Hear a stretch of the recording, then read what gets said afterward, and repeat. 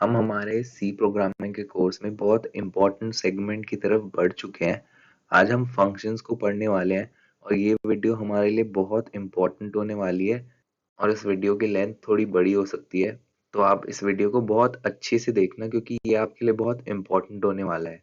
Functions आपने अभी सी programming के लिए बहुत अच्छे से समझ लिया, तो आगे जब आप दूसरी लैंग्वेजेस करोगे तो आपको फंक्शंस का मतलब बहुत अच्छे से पता होगा और आपको ज़्यादा डिफिकल्टी नहीं होगी। यहाँ पर हम जनरली फंक्शंस को प्रोग्रामिंग में कैसे यूज करते हैं वो देखने वाले हैं। A function is a block of organised reusable code that is used to perform a single related action. Function से मैंने आपको थोड़ा बहुत इंट्रोड्यूस कराया था और मैंने ऐड फंक्शन और थोड़े बहुत फंक्शंस के बारे में आपको पहले बताया है और फंक्शंस हम यूज कैसे करते हैं, लेकिन यहाँ पर मैं डीप डाइव करूंगा फंक्शंस में और बहुत अच्छे से इस कॉन्सेप्ट को आपको समझाऊंगा। फंक्शन एक ब्लॉक ऑफ कोड होता है जो ऑर्गेनाइज्ड और रीयूजेबल होता है और उसे हम यूज करते हैं सिंगल या फिर रिलेटेड एक्शन के लिए। Functions provide better modularity for your application and a high degree of code reusing. Functions हमें क्या हेल्प करता है? फंक्शंस हमें मॉड्यूलैरिटी देते हैं हमारे एप्लीकेशन के लिए और एक high degree of code reusing देता है। फंक्शंस को यूज करके हम अपने कोड्स को रीयूज कर सकते हैं और मॉड्यूलर बना सकते हैं। मॉड्यूलैरिटी का मतलब यहाँ क्या है? प्रैक्टिस दैट सब divides the system into smaller parts called modules. हम एक पूरे प्रोग्राम को सब डिवाइड कर सकते हैं स्मॉलर पार्ट्स में, उसी को मॉड्यूलैरिटी बोलते हैं। और मॉड्यूलर प्रोग्रामिंग क्या होती है? ये प्रोसेस होता है जिसमें हम सब डिवाइड करते हैं एक कंप्यूटर प्रोग्राम को अपने सेपरेट सब प्रोग्राम्स में और उन सब प्रोग्राम्स को यूज करके एक बड़ा प्रोग्राम बना देते हैं। और जब हम बहुत ज्यादा बड़े कोड्स लिखते हैं तो बस मेन फंक्शन से हमारा काम नहीं बनता और हमें दूसरे फंक्शंस बनाने पड़ते हैं जिन्हें हम अपने प्रोग्राम में यूज करते हैं। और एक सी प्रोग्राम में एटलीस्ट एक फंक्शन होता है जो हमारा मेन फंक्शन होता है। ये चीज मैंने आपको बताई है कि हमारा जो मेन फंक्शन होता है वो एक नेसेसरी फंक्शन होता है हमारे सी प्रोग्राम के लिए। उसके बाद हम कितने भी फंक्शन ऐड कर सकते हैं या हम नहीं भी करेंगे तो हमारा सी प्रोग्राम चलेगा, बट हमें मेन तो करना ही पड़ेगा।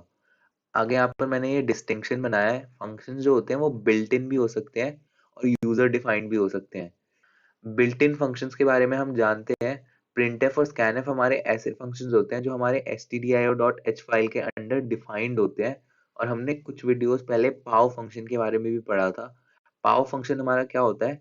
पावर निकालने के लिए यूज होता है और वो math.h फाइल के अंदर डिफाइंड होता है।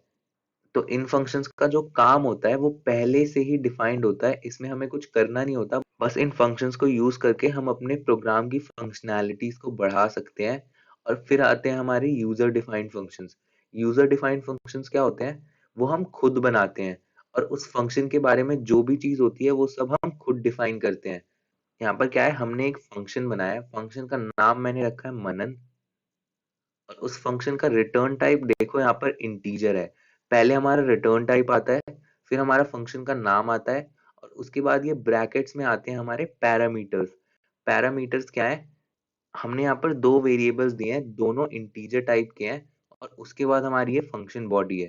तो ये फंक्शन क्या बोलेगा? ये बोलेगा मेरा नाम मनन है, मैं एक इंटीजर वैल्यू रिटर्न करता हूँ, लेकिन मैं दो इंटीजर वैल्यूज लेता हूँ। आप मुझे दो इंटीजर वैल्यूज दोगे तो मैं उनमें मैनिपुलेशन करूंगा अपनी फंक्शन बॉडी को देखकर और आपको एक इंटीजर रिटर्न भी कर दूंगा। तो ऐसे हम बनाते हैं अपने यूजर डिफाइंड फंक्शंस। तो फंक्शंस की इंपॉर्टेंस और बेसिक मीनिंग आपको मैंने समझा दिया। अब हम देखेंगे डेफिनेशन और डिक्लेरेशन ऑफ अ फंक्शन। हम फंक्शन को डिक्लेयर और डिफाइन कैसे करते हैं? हमने वेरिएबल्स में ये देखा था कि डिक्लेरेशन और डेफिनेशन का मतलब अलग होता है लेकिन वो साथ में ही हो जाता है। जब भी हम एक इंट या फिर कैर कोई भी वेरिएबल बनाते हैं तो उसकी डेफिनेशन और डिक्लेरेशन साथ में ही हो जाती है। लेकिन फंक्शंस में ये चीज नहीं होती, फंक्शंस में हम अपनी डिक्लेरेशन और डेफिनेशन अलग अलग से कर सकते हैं। और यहाँ पर मैं आपको डिफरेंस बताता हूँ क्या होता है। A function declaration tells the compiler about a function's name, return type and parameters. जब हम फंक्शन को डिक्लेयर करते हैं तो वो कंपाइलर को क्या बताता है? फंक्शन का नाम, उसका रिटर्न टाइप और पैरामीटर्स। यहाँ पर देखो आप, डिक्लेयरिंग अ फंक्शन हम कैसे डिक्लेयर कर रहे हैं? हम रिटर्न टाइप दे रहे हैं, यहाँ पर मान लो इंट होगा, फिर यहाँ पर हम फंक्शन का नाम देंगे और फिर हम पैरामीटर लिस्ट देंगे कि इसमें कौन कौन सा पैरामीटर आएगा और उसके बाद हम यहाँ पर क्या कर देंगे, यहाँ पर हम सेमीकोलन लगाएंगे। इस चीज को आप नोटिस करो, ये एक स्टेटमेंट जैसा माना जाता है और ये स्टेटमेंट हमें क्या बता रही है कि यहाँ पर हमने एक फंक्शन बनाया है जिसका रिटर्न टाइप इंटीजर है या फिर कोई भी रिटर्न टाइप है, और उसके अंदर ये जो पैरामीटर लिस्ट है ये चीजें ये लेता है, और यहाँ पर जो रिटर्न टाइप होगा वो चीज वो देता होगा। लेकिन इस फंक्शन में होगा क्या, एक्चुअली इस फंक्शन की बॉडी में होने क्या वाला है, ये हम बाद में डिफाइन करते हैं मेन फंक्शन के। यहाँ पर मैंने एग्जाम्पल के थ्रू आपको समझाया। यहाँ पर इंट मनन, इंट ए और बी हमने कर दिया। यहाँ पर मनन हमारा क्या करता है, दो इंटीजर्स लेता है और यहाँ पर एक इंटीजर रिटर्न करता है। फिर मेन फंक्शन हम देखेंगे और मेन फंक्शन में हम कहीं ना कहीं मनन को बुलाएंगे, तो वो मनन से पूछेगा कि हाँ भाई तू क्या करता है। तो ये मनन बोलेगा यहाँ पर मैंने आपको डिक्लेयर कर दिया है, लेकिन नीचे मैंने डिफाइन किया हुआ है, आप नीचे देख लो। फिर ये नीचे जाके देखेगा कि डेफिनेशन में यहाँ पर हमने क्या किया, int C equals a plus B कर दिया और रिटर्न सी कर दिया। तो ये मेन फंक्शन के बाद में जाके देखता है कि हाँ ये मनन क्या करेगा, लेकिन उससे पहले हमने यहाँ पर क्या किया है, ये हम डिक्लेरेशन बोलते हैं इसे। और यहाँ पर जो नीचे पूरा हुआ है इसे हम डेफिनेशन बोलते हैं। और डेफिनेशन का मतलब मैं समझाता हूँ। डेफिनेशन क्या करता है, वो एक्चुअल बॉडी देता है फंक्शन की। जब हम यहाँ पर डिफाइन करते हैं किसी फंक्शन को, तो हम रिटर्न टाइप देते हैं, फंक्शन नेम देते हैं, पैरामीटर लिस्ट देते हैं और एक ब्लॉक ऑफ कोड भी देते हैं जो हमारे फंक्शन का ब्लॉक ऑफ कोड होता है। यहाँ पर हमें सेमीकोलन नहीं लगाना पड़ता क्योंकि हमने यहाँ पर एक ब्लॉक ऑफ कोड दिया है और इसी में सारी इम्प्लीमेंटेशंस भी होंगी इस फंक्शन की। यहाँ पर एग्जाम्पल देखो आप, यहाँ पर हमने क्या किया है, वही मनन जो फंक्शन है, यहाँ पर वो इंटीजर रिटर्न करेगा और दो इंटीजर्स लेगा और वही काम ये करता है कि a प्लस बी कर देता है और रिटर्न कर देता है c। और मेन फंक्शन हमारा बाद में आता है और मेन फंक्शन में कहीं ना कहीं हम मनन को कॉल करेंगे। तो मनन बोलेगा यहीं पे मैंने डिक्लेयर और डिफाइन दोनों कर दिया है, तो आप यहीं पे चेक कर लो कि मैं क्या करता हूँ। यहाँ पे मैं क्या करूंगा, आप मुझे दो नंबर्स दो, मैं उन दोनों नंबर्स को ऐड करके रिटर्न करवा दूंगा। ये इस फंक्शन का काम हुआ और ये हमारी डिफरेंस हुई डिक्लेरेशन और डेफिनेशन में। डिफाइन करते टाइम हम ऊपर ही सब कुछ कर देते हैं, लेकिन डिक्लेयर करते टाइम हम क्या करते हैं, यहाँ पर एक स्टेटमेंट जैसे इसे यूज करते हैं और बोलते हैं कि यहाँ पर हमने बना दिया है, लेकिन हम नीचे बताएंगे आपको कि ये करता क्या है। तो आई होप आपको डिक्लेरेशन और डेफिनेशन का डिफरेंस समझ आया हो। अब मैं आपको बताऊंगा टाइप्स ऑफ फंक्शंस। यहाँ पर टाइप्स ऑफ फंक्शंस पढ़ना भी बहुत इंपॉर्टेंट है आपके लिए। हमने अभी तक क्या समझ लिया, फंक्शंस होते क्या हैं, फंक्शंस को हम यूज कैसे करते हैं, और हमने देखा कि हम फंक्शंस को डिक्लेयर कैसे करते हैं और फंक्शंस को हम डिफाइन कैसे करते हैं। अब ये टाइम आ गया है कि हम टाइप्स ऑफ फंक्शंस देखें और फंक्शंस कैसे कैसे होते हैं। यहाँ पर इस फोटो को आप देखो, इस फोटो को मैंने गीक्स फॉर गीक साइट से लिया है और उस साइट पे प्रोग्रामिंग से रिलेटेड हर चीज आपको मिल जाएगी और आगे मैं उन चीजों के बारे में आपको बताऊंगा। लेकिन यहाँ पर आप ये देखो कि यहाँ पर क्या होता है, रिटर्न टाइप होता है, फिर फंक्शन का नाम होता है और फिर यहाँ पर आर्ग्यूमेंट्स होती हैं। मतलब यहाँ पर एक पैरामीटर लिस्ट होती है जो हम चीजें देते हैं, और ये रिटर्न टाइप और आर्ग्यूमेंट्स के बेसिस पे हमारे फंक्शंस को चार पार्ट्स में डिवाइड करता है। हमारा पहला फंक्शन क्या होगा, function with no argument and no return value. और इस फंक्शन को देखो आप, ये फंक्शन कैसा है, ये वॉइड रिटर्न करता है, इसका रिटर्न टाइप वॉइड है, फंक्शन का नाम यहाँ पर फंक्शन है और यहाँ ब्रैकेट के अंदर कुछ भी नहीं है, मतलब वॉइड है। और वॉइड का मतलब ये कि यहाँ पर ये कुछ आर्ग्यूमेंट भी नहीं लेता। इसका मतलब क्या होगा, ये फंक्शन ना कुछ लेगा और ना कुछ देगा, लेकिन ये अपनी इम्प्लीमेंटेशंस करा लेगा। अब दूसरे टाइप का फंक्शन हम देखते हैं। यहाँ पर ये फंक्शन है function with arguments but no return value. इसका मतलब क्या, ये जो फंक्शन है इसका रिटर्न वैल्यू कुछ भी नहीं है, ये रिटर्न कुछ भी नहीं करता, बट ये फंक्शन लेता कुछ ना कुछ है। इसमें हम एक पैरामीटर लिस्ट डाल देंगे तो ये फंक्शन कैसा बन जाएगा, ये फंक्शन लेता है लेकिन कुछ देता नहीं है और बीच में अपनी इम्प्लीमेंटेशंस करा लेता है। अब तीसरा type of function, function with no arguments but returns a value. यहाँ पर ये फंक्शन आप देखो, ये फंक्शन कुछ रिटर्न करता है, यहाँ पर इंटीजर टाइप का कुछ ये रिटर्न करेगा, लेकिन ये फंक्शन कुछ लेगा नहीं। आपसे ये नहीं बोलेगा कि आप कुछ दो मुझे, लेकिन ये आपको कुछ रिटर्न में दे देगा। और फिर फोर्थ और हमारा लास्ट फंक्शन कौन सा होता है, function with arguments and return value. इस फंक्शन में हमारा क्या होगा, ये फंक्शन हमारा रिटर्न भी करता है और लेता भी है। यहाँ पर आप कुछ चीजें डालोगे भी और यहाँ पर आप कुछ रिटर्न भी करोगे।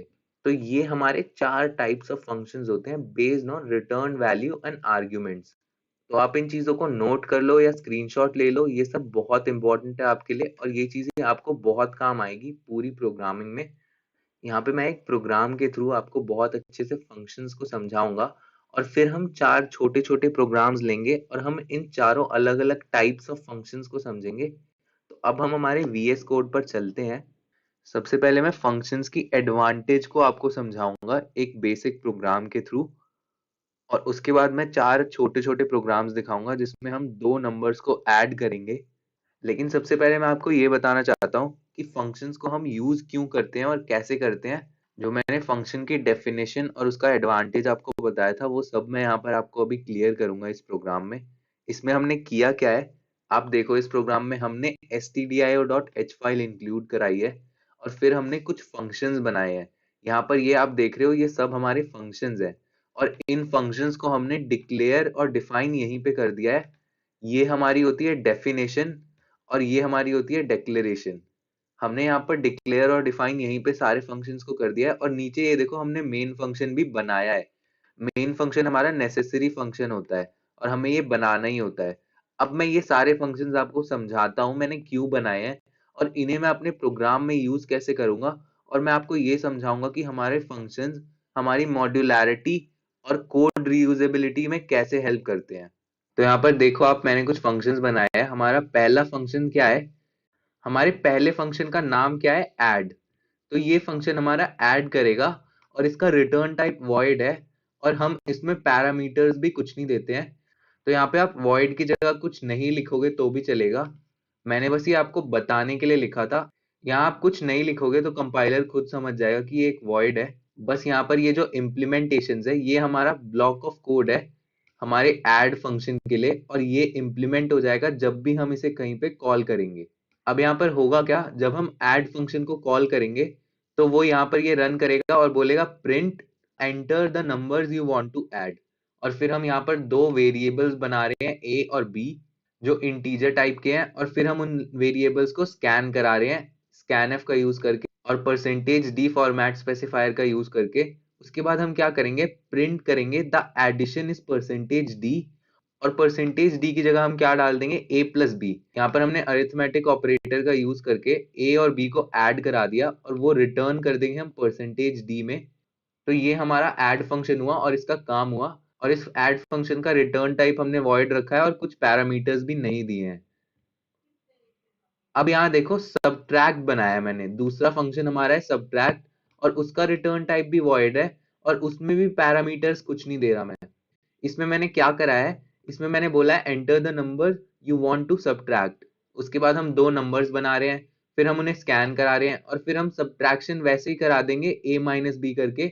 ये दोनों फंक्शंस हमने ऑलमोस्ट सेम बनाए हैं, बस यहाँ सब्ट्रैक्शन होना है तो a माइनस बी हो जाएगा। और ये फंक्शन जब भी हम कॉल करेंगे तो यहाँ पर ये सारी इंप्लीमेंटेशंस हो जाएंगी।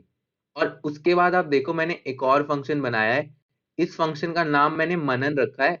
मनन मेरे एक दोस्त का नाम है और जो मनन फंक्शन है वो भी कुछ मांगता नहीं है हमसे और वो कुछ देता भी नहीं है हमको, बस यहाँ पर प्रिंट करा देता है वैल्यूज और अपनी इंप्लीमेंटेशन करा देता है। यहाँ पर प्रिंट वो क्या कराता है, hey guys this is just a reminder to tell you that you can achieve anything in your life. तो मनन एक अच्छा आदमी है और जब भी आप मनन को बुलाओगे तो आपको रिमाइंड कराएगा कि आप कुछ भी लाइफ में अचीव कर सकते हो। और उसके बाद हमने एक और फंक्शन बनाया है सौरभ। सौरभ फंक्शन को हम जब भी बुलाएंगे तो वो बोलेगा hey guys this is just a reminder to tell you that you should subscribe to coach.sobism to learn coding. तो सौरभ भी कुछ रिटर्न नहीं करता और कुछ मांगता भी नहीं है, बट कुछ प्रिंट करा देता है और बोल देता है कि हाँ आप मेरे चैनल को सब्सक्राइब करो अगर कोडिंग सीखना चाहते हो तो जब हम मनन को बुलाएंगे तो वो ये चीज प्रिंट कराएगा और बोलेगा यू कैन अचीव एनीथिंग। और जब हम सौरभ को बुलाएंगे तो वो बोलेगा you should subscribe to coach.sobism। और यहाँ पर ऐड और सब्ट्रैक्ट को जब हम बुलाएंगे तो वो ऐड या सब्ट्रैक्ट कर देंगे।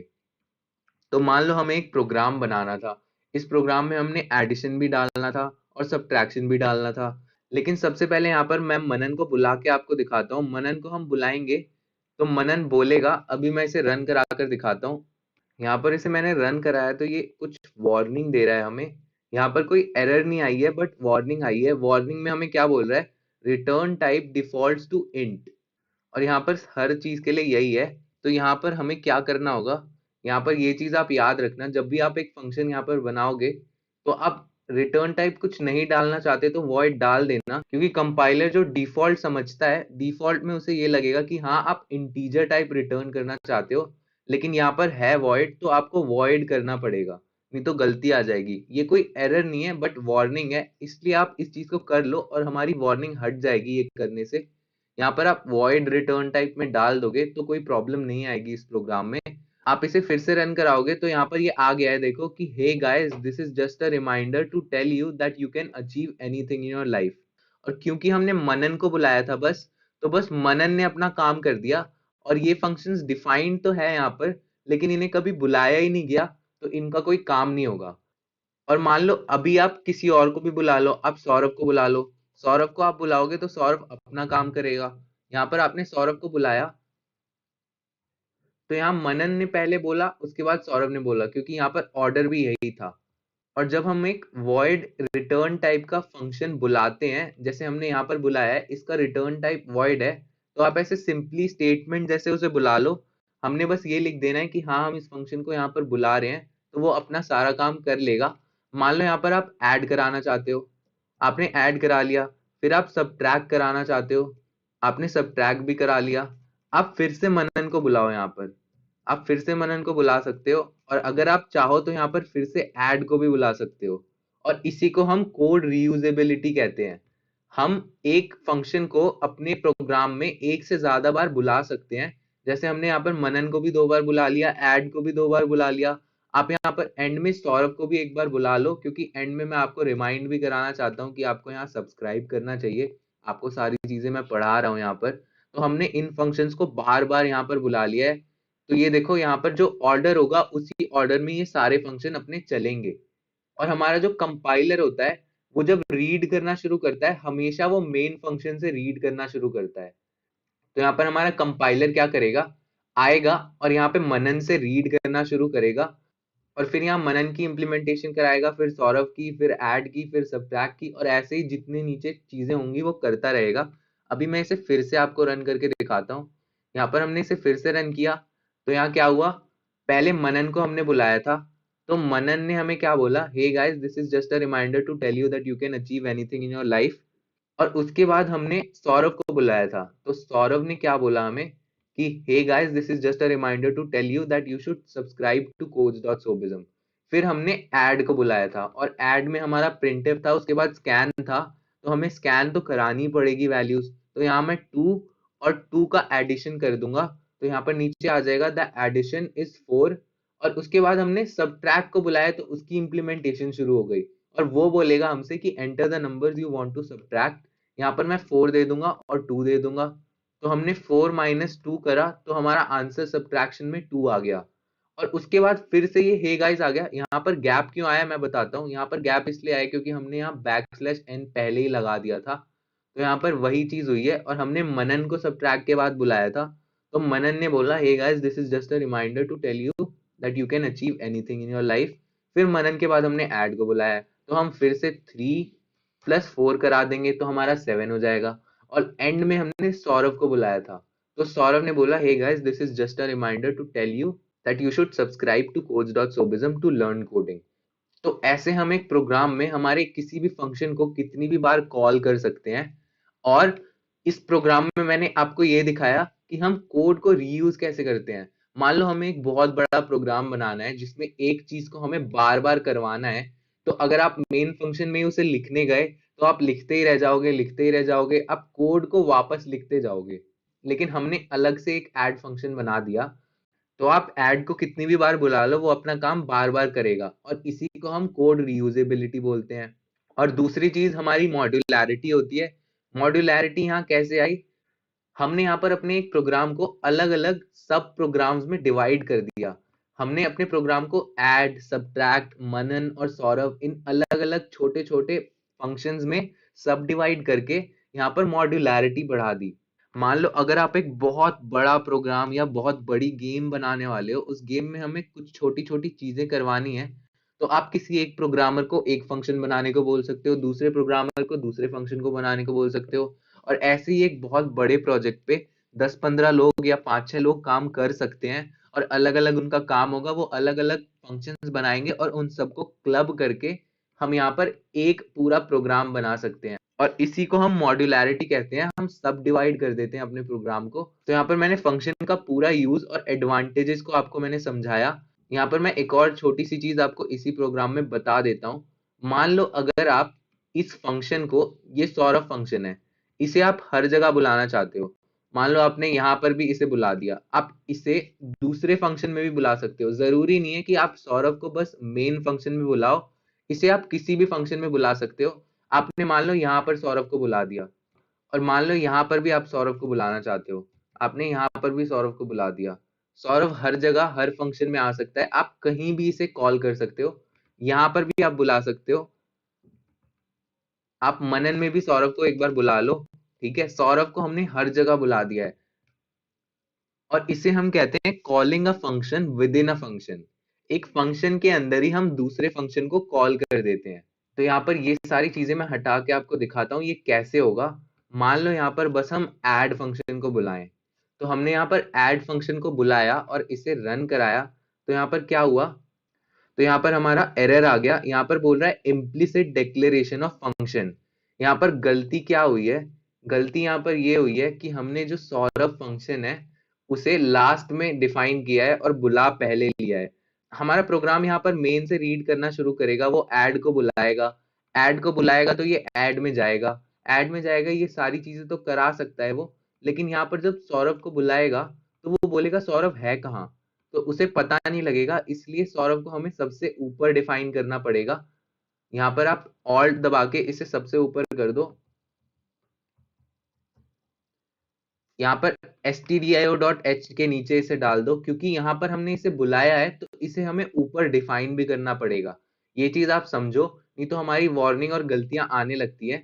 यहाँ पर ये सारी जितनी भी है ये सब वार्निंग है, हमारा कोई बहुत बड़ा एरर नहीं है, और ये हमारे लिए इंपॉर्टेंट है। इस वार्निंग को आप हटा दोगे तो आपके लिए सही रहेगा। आपने सौरभ को ऊपर डिफाइन कर दिया और फिर इसे बुलाया, तो यहाँ पर कोई एरर नहीं आना चाहिए। यहाँ पर इसे फिर से रन करा कर देखो, तो यहाँ पर देखो यहाँ कोई एरर नहीं आया, और फिर इसने बोल दिया कि हाँ enter the number you want to add. यहाँ पर हमने क्या किया है, इस फंक्शन में, मेन फंक्शन में हमने बस ऐड को बुलाया है। तो यहाँ पर ऐड फंक्शन अभी रन हो गया है, और यहाँ मैं 2 और 2 दे देता हूँ, हमारा एडिशन 4 आ गया।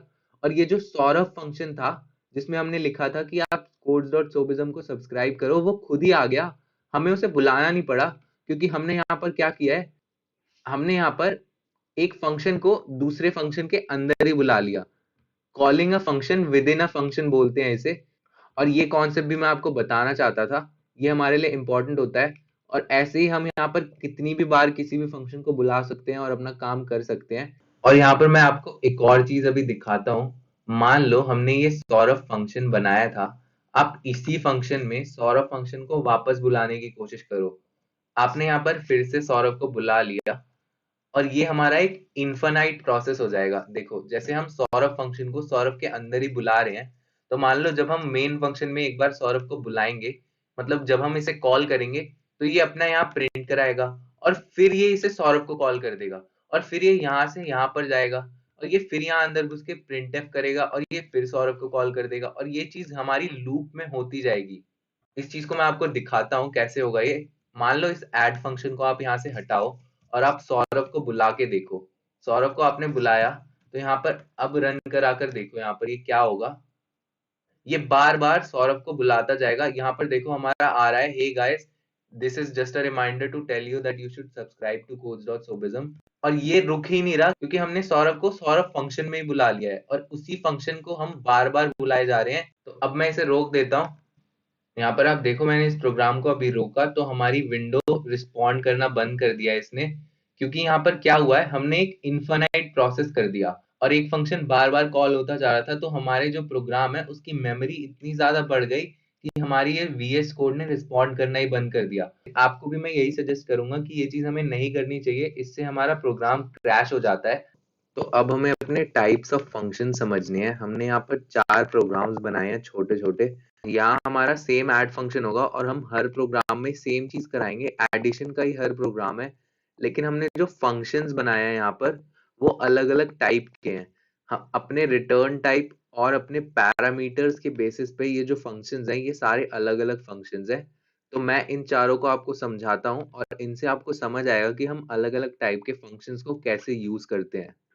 तो यहाँ पर हमने func1.c में क्या किया है, इंक्लूड कराई है stdio.h फाइल। अब अपना मेन फंक्शन देखो, मेन फंक्शन का रिटर्न टाइप इंटीजर है तो हमने रिटर्न 0 कर दिया है, और मेन में हमने बस ऐड को बुला दिया है, ऐड को हमने कॉल कर दिया है। हमें और कुछ भी नहीं करना पड़ेगा मेन फंक्शन में, क्योंकि हमारा जो ये ऐड फंक्शन है इसका रिटर्न टाइप भी वॉइड है और इसकी पैरामीटर लिस्ट भी वॉइड है, तो यहाँ पर हमें कुछ देना भी नहीं होगा जब हम ऐड को कॉल करेंगे, और हमें कुछ रिटर्न में भी नहीं मिलेगा। यहाँ पर बस इसके अंदर की सारी इम्प्लीमेंटेशंस हो जाएंगी। तो यहाँ पर सबसे पहले क्या होगा, प्रिंट होगा enter the numbers you want to add, और ये वाला फंक्शन तो हमने अपने पिछले फंक्शन में भी देखा ही है, तो ये वही चीज करने वाला है, प्रिंट कराएगा एंटर द नंबर्स, फिर इसने इंट ए बी बनाया है और फिर इसने स्कैन कर लिए ए और बी की वैल्यूज, और फिर सीधा प्रिंट करा दिया है कि हमारा सम परसेंटेज डी है और वो ए प्लस बी है, और रिटर्न में हम कुछ भी नहीं करेंगे क्योंकि वॉइड है हमारा रिटर्न टाइप। अभी मैं इसको रन कराकर आपको इंडिविजुअली दिखा देता हूँ और सबको मैं इंडिविजुअली रन कराकर आपको दिखाऊंगा।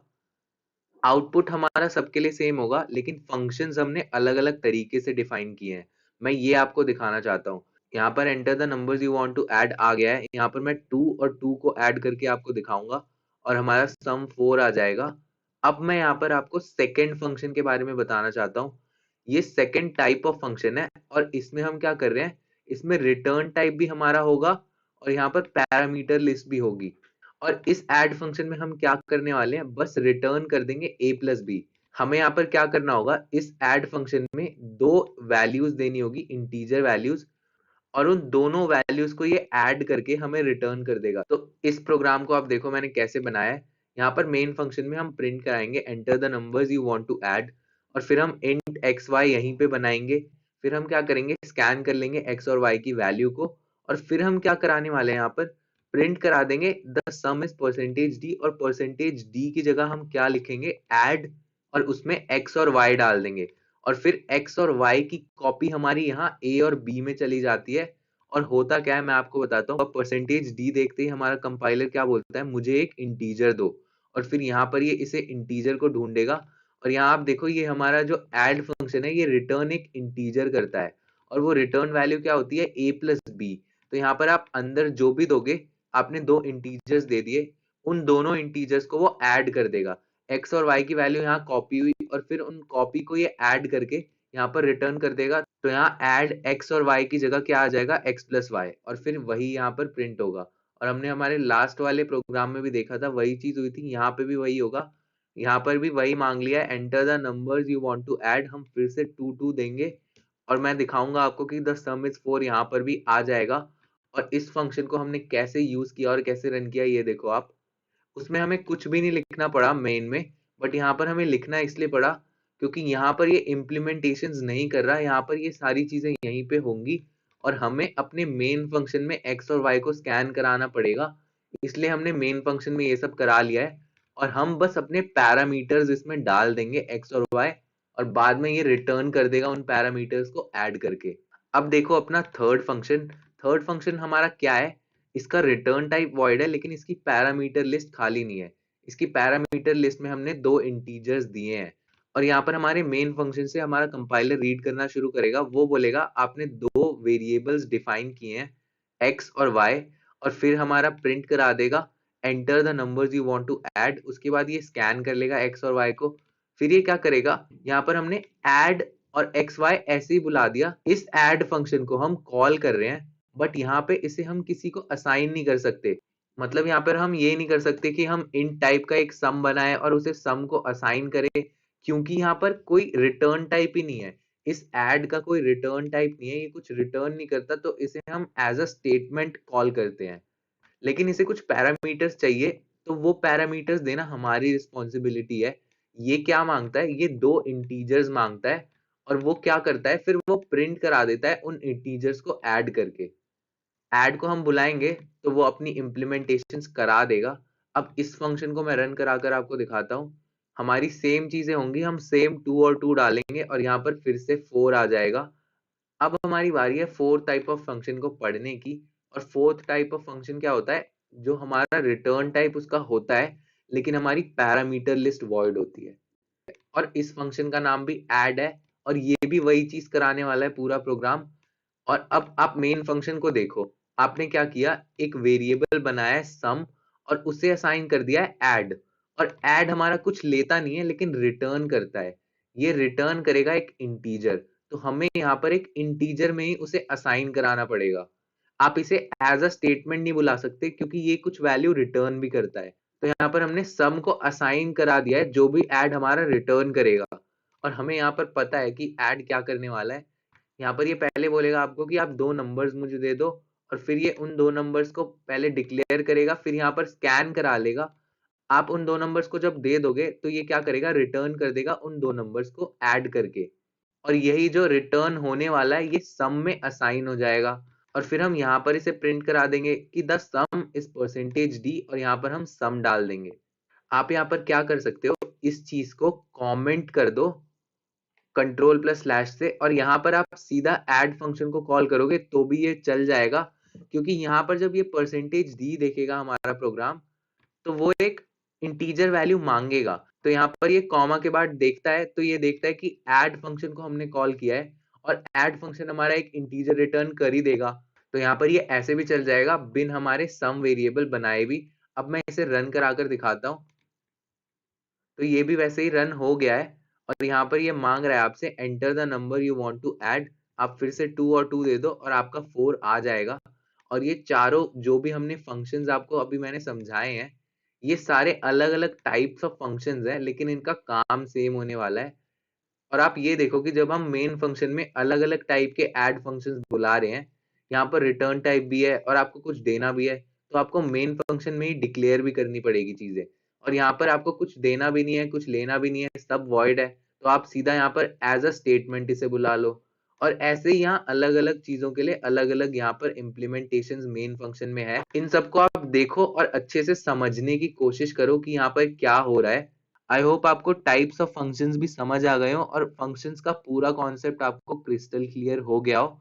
तो गाइज, अगर आपको ये चीजें समझ आई हैं तो आप प्लीज शेयर करो अपने व्हाट्सएप ग्रुप्स में और दूसरे दोस्तों के साथ जो पढ़ना चाहते हैं प्रोग्रामिंग। तो इस वीडियो के लिए इतना ही। Thank you and see you in the next video.